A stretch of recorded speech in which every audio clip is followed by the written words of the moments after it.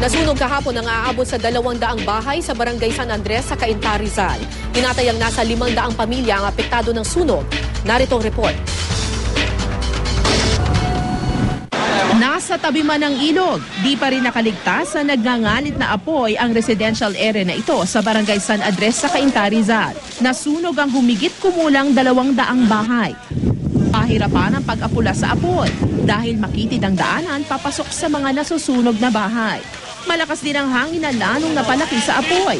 Matapos ang halos 7 oras na sunog, tinatayang 500 pamilya ang nawala ng tirahan. Sa eskwelahang ito muna pansamantalang tumutuloy ang ilan sa kanila. Kanya-kanyang pwesto ang mga evacuees sa loob at labas ng mga silid-aralan. Maging ang entablado sa gitna ng eskwelahan, pinwestohan na rin. Nagsilbi ring tulugan ang covered court.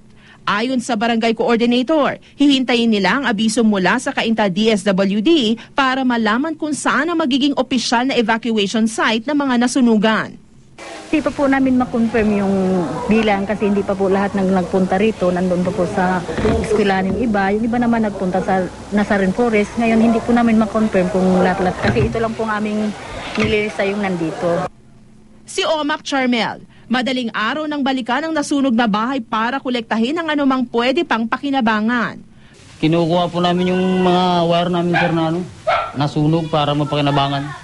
Tapos binabantayan din po namin yung mga gamit ng mga tira-tirang bakal kasi nanakawin. Pinili naman ang pamilya ni Mang Eliseo na manatili sa naabo nilang tirahan.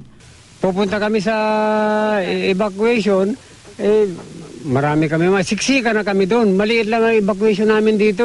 Panawagan ngayon ang mga nasunugan na mapadalhan sila ng tubig, pagkain at damit. Patuloy pa rin ang investigasyon sa pinagmulan ng sunog.